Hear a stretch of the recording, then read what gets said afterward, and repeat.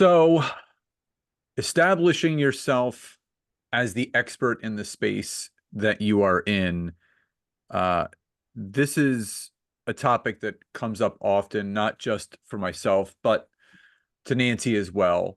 And we feel more strongly than ever with everything that's going on in the digital world, everything that's going on in the online world. Doing certain things to set yourself apart from other people in your industry or competitors, especially if you're that business professional, that coach, that consultant, that service provider that's using LinkedIn for all that exposure. There are certain things that you have to do to make sure that your authority is on lockdown and you are known as that expert. So, in today's training, in today's episode, we're going to be talking about four key things that you should be thinking about, or you should really kind of pull back the curtain on, not just for yourself, but for the business that you're looking to grow and scale in order to separate yourself from the competition and to really position yourself as the expert. Before we dive into that, Nancy, this is a topic that you and I get asked all the time about, not just being the expert, but everybody starts from zero, right? People are afraid to start putting themselves out there. They're afraid to start doing certain things because, you know, they're not an expert, but they do know, but they're not really sure. So before we get into the four key components of what we're going to talk about today, why do you feel this topic of how can I look like the expert that I am online and on social media, on LinkedIn, why does that continue to populate? It continues to populate because there's a lot of noise out there. There's a lot of content, there's a lot of people posting, there's a lot of companies kind of showing up in different ways. And I think people more than ever realize, if you have a business, if you are a service provider, if you are a coach or consultant, if you are a professional really in any way, even if you're running the head of a nonprofit, right? We've got to be online in some way, shape, or form. And it's inevitable. And, it all comes down to really harnessing and honing in on building our personal brand and deciding what we want to stand for and what we want to be that person, that really bubbles to the top and showcases, all the things that you can help people do. And so it's kind of, like I said, it's inevitable. And people are really wondering now, okay, well, what's the right way to do it? How can I really set myself apart? Because there is a lot of noise. Well, if someone was to say to you, what does being a business authority really mean in the first place? Because I think there's a lot of um, cliches and there's a lot of titles kind of being thrown out there. And I think being a business authority is one of them. So how can you clarify to the audience what that actually means? Okay, I'm going to put this kind of blunt. There are a lot of people right now with squirrel brain, and there are a lot of people who are all over the place with their messaging and what they stand for and things that they care about. And it's a mess, right? I mean, because when you're posting a little bit about everything, no one knows what the hell you do, right? We've got to be consistent. And so, what that really means is, and I'll put it in the simplest way, is it easy for someone to say, "Oh, you need help with XYZ? You need to go talk to Scott," right? You need help with LinkedIn? Awesome. He's amazing. He posts great content. I know he's always showing up every week. He's on the ball. He's an expert at what he does. Go talk to Scott, right? It's the thing is when you're showing up and you're establishing yourself and you're kind of putting that mark in the sand and saying, look, I'm the person who you can come to solve XYZ problem. And you're making that very clear. And in your content and in the authority building way that you show up, whether it be video or long form content, you're remaining consistent. Okay. And I think the thing is people get nervous because they're like, well, if I talk about the same darn thing, here's the thing, guys, right? Just attention nowadays is so hard to get. And it used to be the marketing rule of thumb, right? That it took at least, so many touch points, right? For people to actually understand, oh, Scott talks about LinkedIn sometimes. I think he might do LinkedIn. Now it's like 50 something, it like plus it's like a ton of touch points that people need to kind of connect the dots because there is so much going on. So, yes, like it's establishing yourself in a certain area, it's deciding what you want to be known for, who you want to help. It's really locking in and staying consistent on your messaging. And guys, it's making it easy for people to take next steps to actually hire you for what you do. So, a couple things that I want to kind of touch on. So, first, if you're listening to this, if you're watching this, whether you're listening to this on our podcasts, Networking and Marketing Made Simple, or the Entrepreneur Rescue Mission, you're watching this on YouTube, on Facebook, on LinkedIn. If you're that coach, if you're that consultant, if you're that service provider, that service professional that feels like they are ready for the next level, just to let you guys know, Nancy and I have opened the doors to our high level expert authority. It's a hybrid coaching mastermind. So there is one-on-one coaching, there is group coaching, there's a portal of training. So if you're needing help optimizing, scaling, and growing your business with all the facets of how you can do that, we can have a discussion to see if it's a good fit for you right now. Why we like opening the doors now as we enter into Q4, which is crazy, is we want to not only help people finish out this year strong, but create that tidal wave of success rolling into 2025. So if you're listening on the podcast, there's going to be a link in the description where you can book a call to talk to myself and Nancy, learn about it, see if it's a good fit, and take one of the remaining spots. If you're watching on social, whether it's Facebook, LinkedIn, or YouTube, just type the word me and I will send you our calendar link where you can book a call with us. Now, there's four things that we wanted to kind of go over as far as making yourself the authority in the online space. And we're going to just to let you know, we're going to correlate this to LinkedIn because Nancy and I go all in with LinkedIn. We teach it, we train on it within our communities, whether it's our programs, our mastermind, our coaching.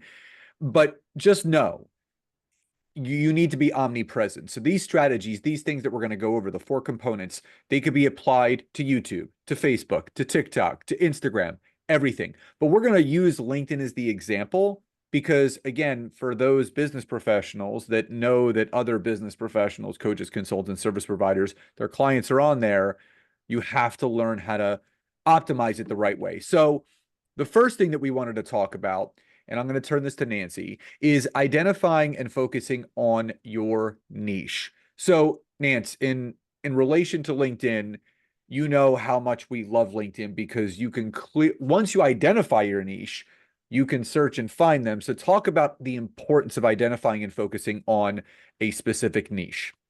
Yeah. So I said this to you the other day, and, I'll say it again. There are billions of people in this world, right? There are plenty of people we can help, and as service providers and people who work, right, with others, there is the opportunities are more, right, than we can even handle, right?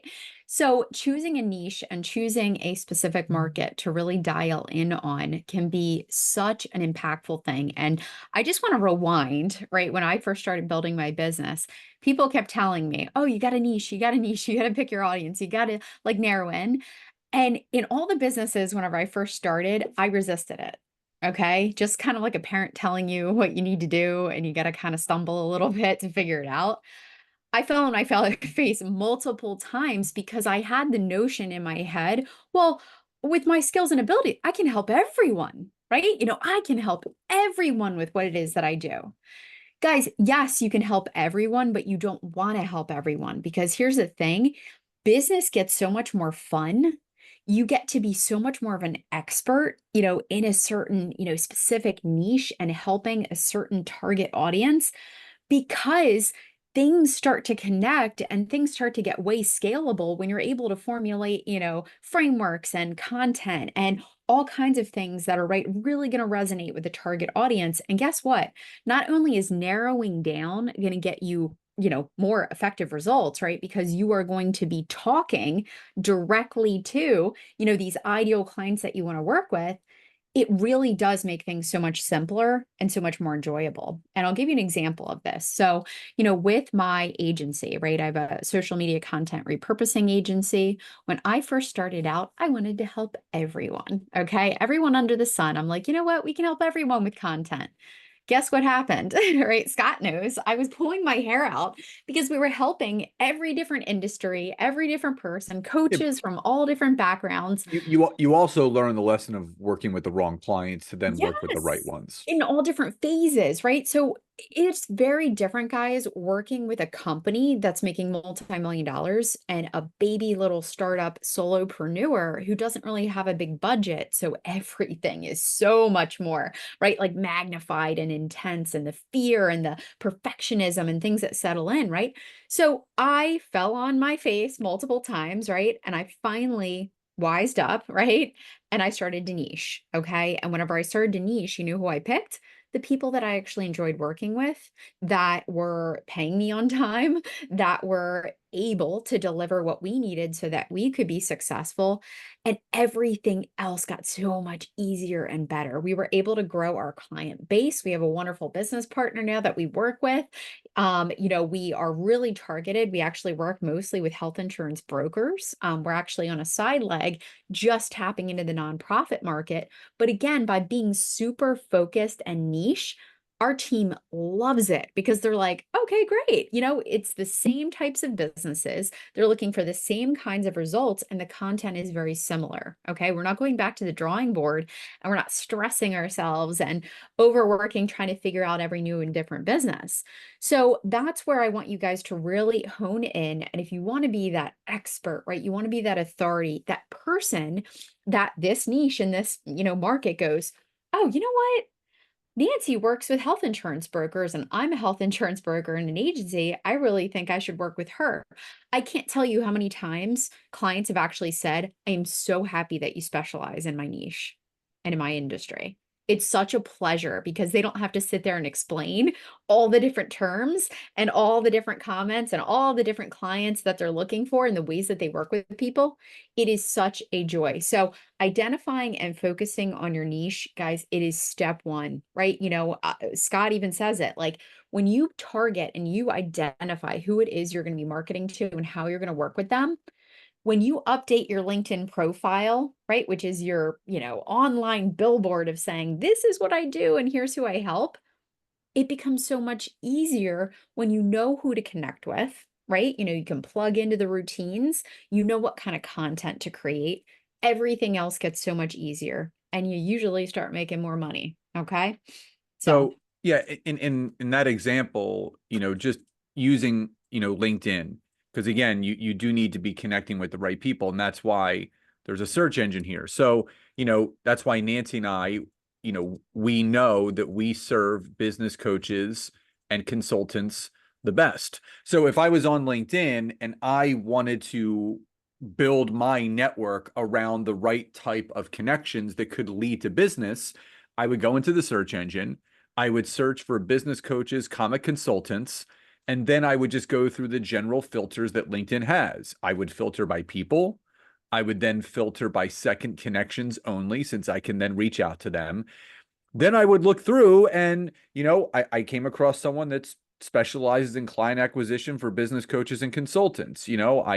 So I would just go through and I would start connecting with people that could potentially be my ideal clients. Because again, there's a secondary part to this. Once you clarify your niche, once you start really building all of those things, you start connecting with the right people, you have the right opportunity then in front of you, which brings us to the second key point that we want to go over today, which is building high quality and valuable content. I've talked about this so much, especially on LinkedIn.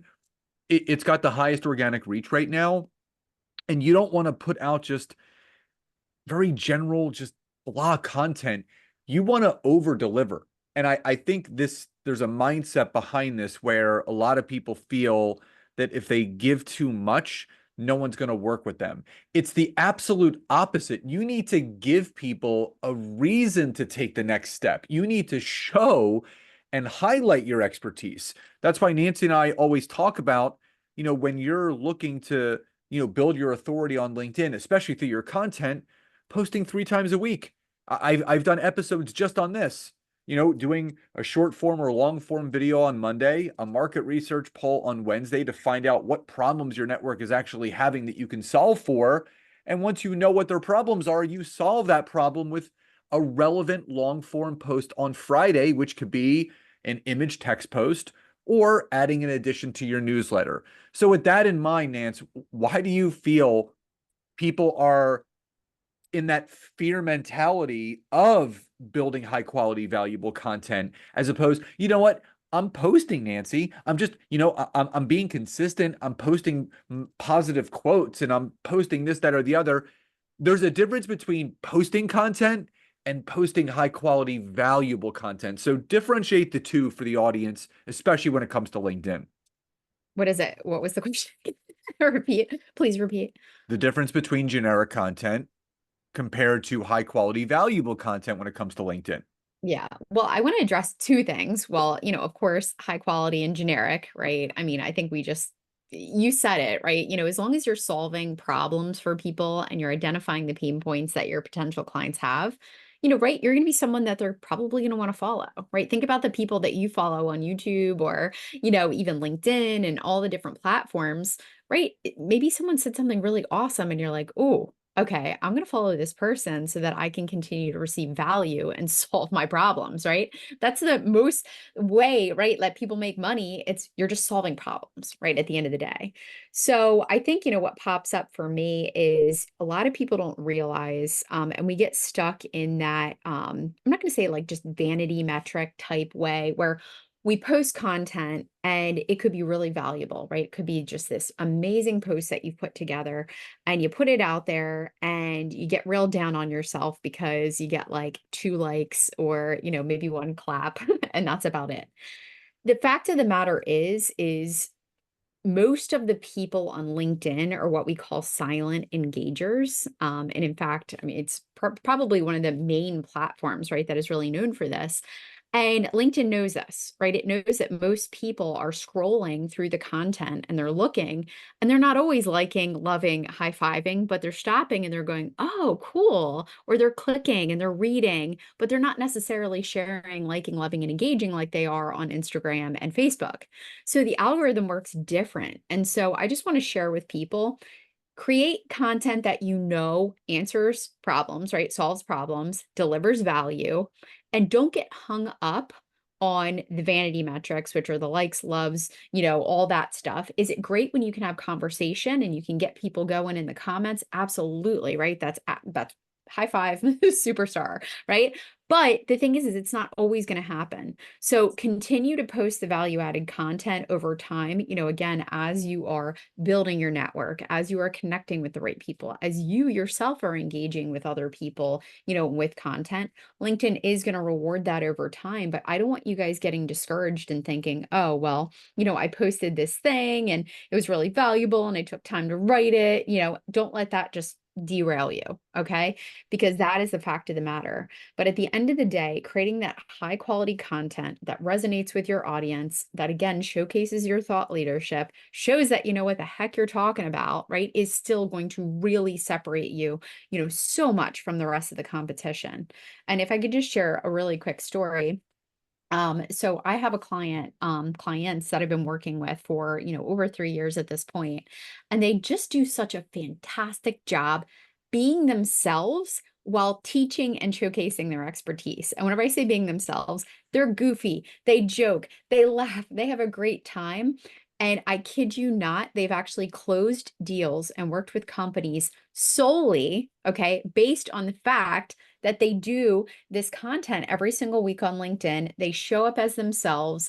They've heard no one else is doing this, right? And you guys are so awesome. You look like so much fun to work with.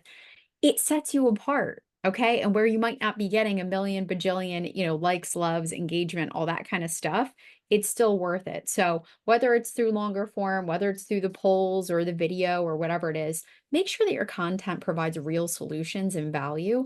And again, this is going to showcase you as that expert in your space.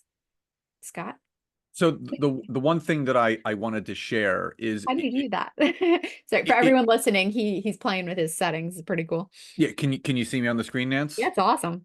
So if you this is just an example. Nancy and I did an episode on this topic, which is, there's the silent engagers. What people don't realize is 95 to 98% of people on LinkedIn are silent engagers. Only about 2 to 5% actually engage. And the things that you need to look at are the impressions of your content, because the impressions are how many times LinkedIn has shown that post. So many people focus on the views, they focus on the comments. You need to look at the impressions, which you can see over here. So I did a couple polls and they ranged between 4,000 impressions up to 11,000 impressions. And I can't express to you guys enough, and this builds over time. It's not going to happen overnight, but we get sucked into the vanity metric, and you need to make sure that you are showing up as the expert and really just taking things over time. I did a training the other day and I was on a podcast, and they said, give me the lowdown, give me the reality of not just social media, but LinkedIn.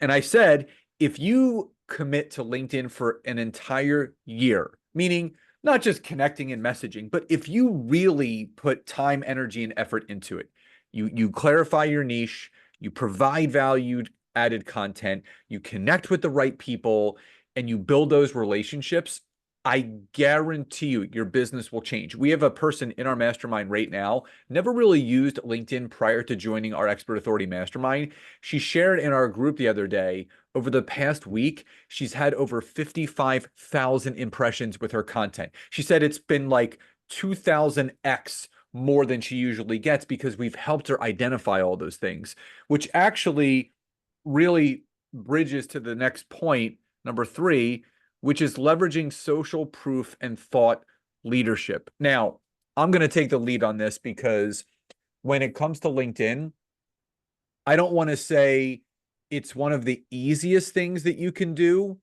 but it's probably one of the most, I would say, simplistic things that you can do as showcasing this. And there's a couple different things that you can do to showcase your social proof and thought leadership. So I've talked about this before, that there's a featured content section on LinkedIn, and you can see mine right behind me. You have I have the social proof of my newsletter, which is approaching 8,400 subscribers, which is just mind blowing.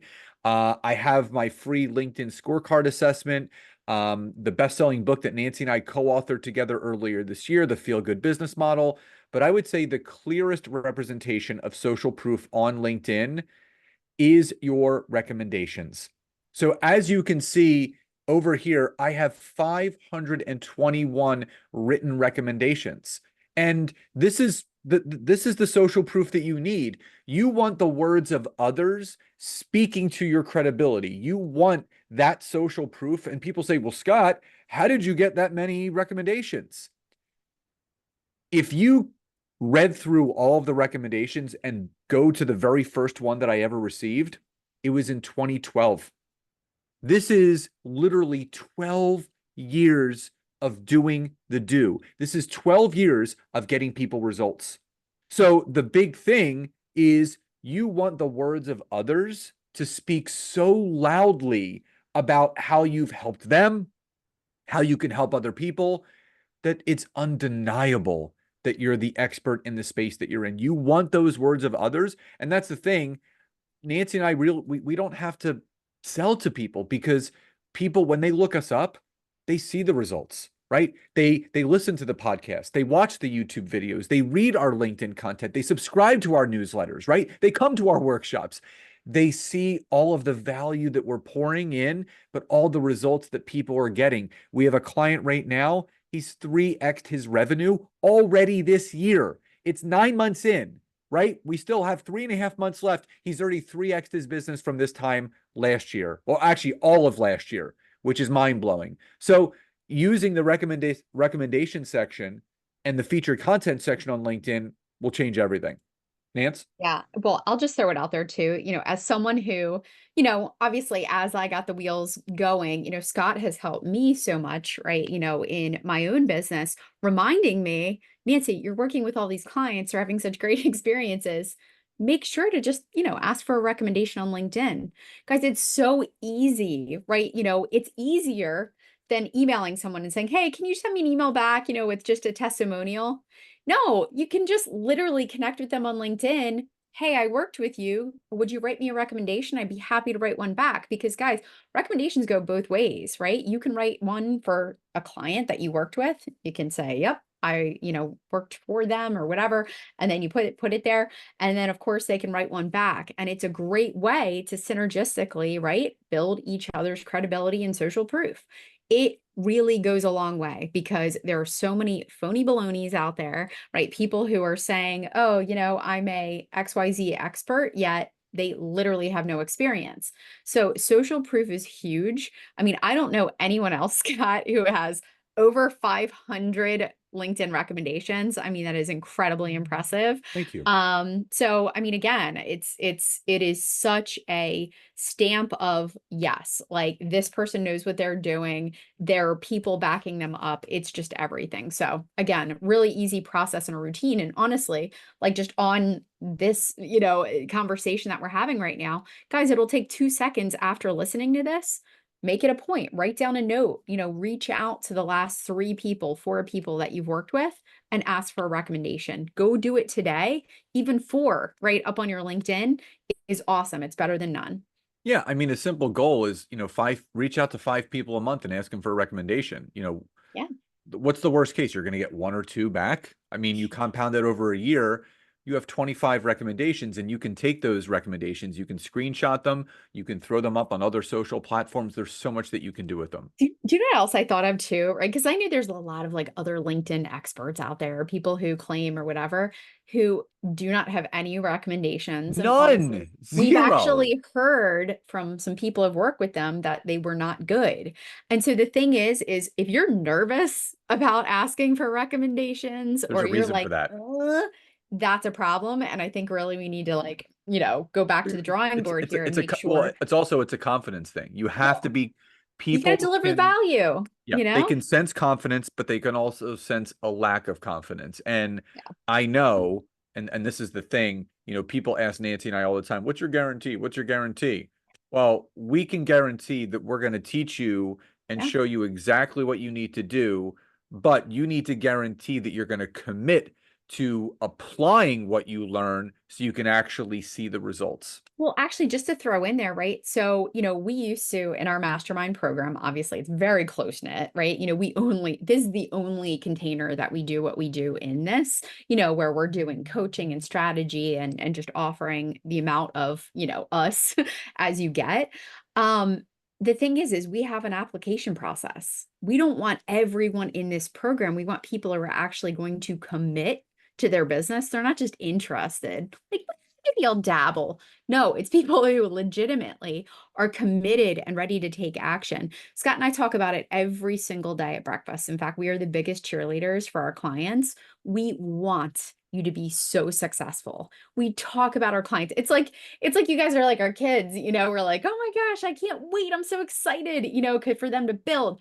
The thing is you got to do the work, right? We can show you the way, we can give you the path, we can teach you all the things, but it's the people and you, right, who are really wanting to build their business, who are really committed and the ones who are going to take that action. Yep. So, number 4, right, of today to how to build authority is number 4 is optimize your online presence. Okay. Scott, do you mind if I jump into this one? Go right ahead. So really, simply, and I'll just kind of wrap this up in a little nutshell is, make sure that your social media, make sure that your website, make sure everything is very clearly stating in a very simple way how to work with you. Okay. And that's it, right? I'm not talking about all kinds of crazy things. The majority of businesses, and I can't even remember where I heard it. It could have been like from Donald Miller or something, said that the majority of small businesses to medium-sized businesses are missing a huge chunk of business because they simply are not making it clear how to work with them.